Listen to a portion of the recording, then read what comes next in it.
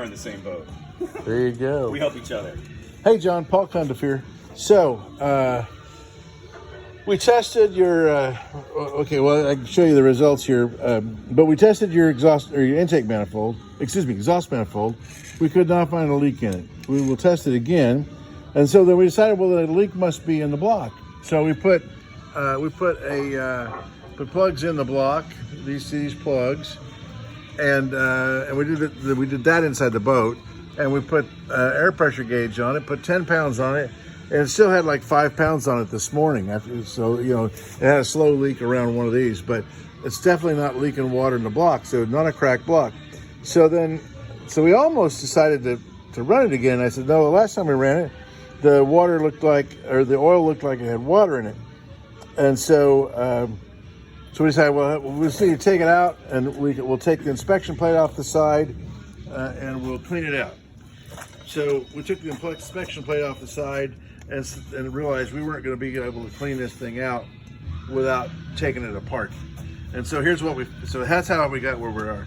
So if you look right down here at the oil pickup, it's a wonder that the oil pump was actually even picking up oil. You can't even see the screen. It's packed full. I got to probably let this soak overnight and clean her. Yeah. And so then you can see what's in the oil pan, and the sludge that's in the oil pan, and the sludge that was. Interestingly, this thing was put together. There was some gasket material used, but for the most part, as you can see on the back here, they used gasket. They used gasket sealer, Permatex, for the gasket. Same thing on the transmission, and those gaskets they're actually as much as anything are a shim, as well as a gasket. So there was an area right here. This is the adapter plate from the engine to the transmission, and this thing is full of sludge as well. So we were seeing water. I mean, there's definitely water in this mess down here. It's interesting, when we pulled the dipstick, you know, the boat had sat long enough that when we pulled the dipstick, all the water had settled, was underneath the oil. The oil actually looked pretty decent when we pulled the dipstick, which is on the side of the block. Whoops, not that side. Oh, well, no. Where did the dipstick run off to? It's in the oil pan. It's in the side of the oil pan? Oh, it's right here. Yeah. Oh, it's in the side of the inspection plate. Yeah. So anyway, so the dipstick wasn't evidently going all the way down into the mess when it was in place, and so we almost ran it. We said, well, hell, maybe we need to run it. And I said, well, we've run it before. Yeah. So it was just in the area where it was getting clean oil, where you were seeing clean oil. So there was water in the engine. We can't tell you where it came from because the block is definitely not leaking. And we're going to check the exhaust manifold again, but we're pretty sure the exhaust manifold's not leaking. The only other spot it could be leaking from is from the oil cooler.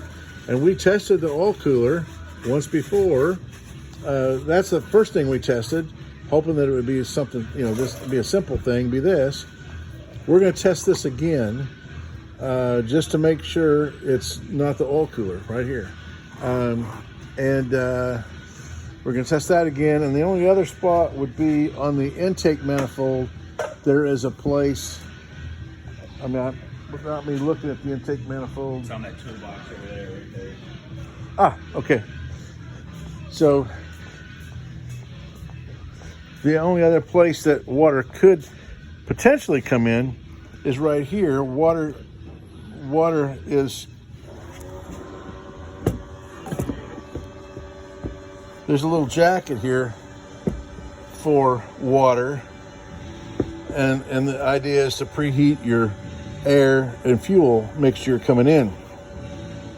But, and we'll test it, but you know, the engine ran beautifully, so the likelihood that any water is coming in through here is slim to none, and Slim's out of town, because otherwise the engine would not have run so well.